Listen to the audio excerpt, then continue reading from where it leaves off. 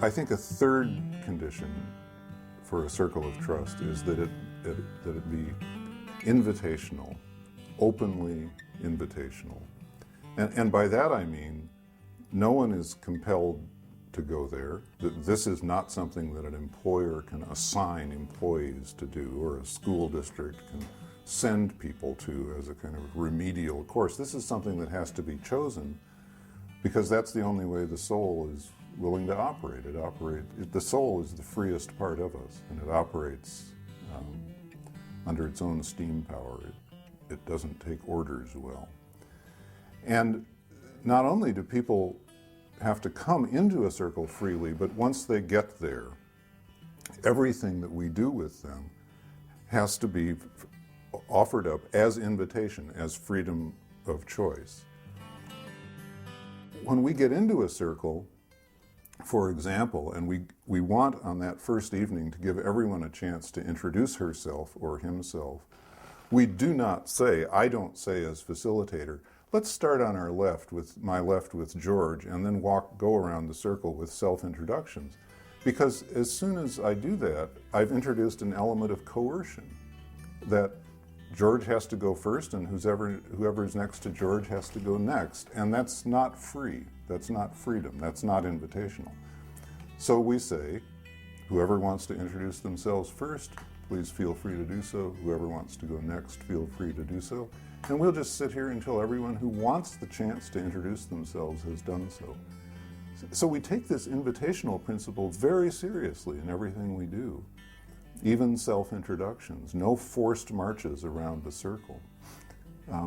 We say to people, if I, as facilitator, invite a small group opportunity, you're free to join that or not, depending on what you feel you need. Maybe what you need at that point is some silent time, some journaling, a walk in the woods, a nap. Who knows? Your soul knows better than we do what you need. We really mean that you have an inner authority that exceeds ours. And what we find happening under those invitational circumstances is, I think, a couple of things. One is that people really do have a chance to hear what's arising inside of them and to take it seriously in a way that goes far beyond anything we could put into their minds or hearts. And secondly, because they're free, they invest themselves at an extraordinary level of intensity.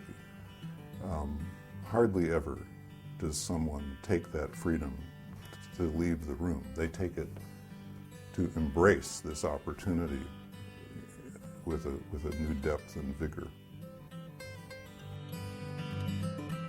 We'll work for maybe an hour dialogue style with a poem. We'll then give people a half hour of silent break to do some journaling.